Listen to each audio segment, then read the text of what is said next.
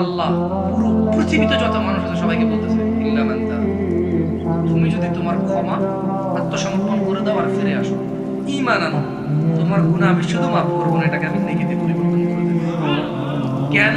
কারণ আল্লাহ বলেছেন ওয়া কানা আল্লাহু গফুরার রাহিমা, নিশ্চয় তিনি আল্লাহ পরম দয়ালু ক্ষমাশীল। তাতেই দয়া দয়া করে তোমার গুনাহ মাফ করবে, নাকি নেকিতেও পরিবর্তন করবে। আচ্ছা ধরেন একটা মানুষের 40 বছর বয়স, গুনাহ করছে, এ বাঁচবে কদিন জানে?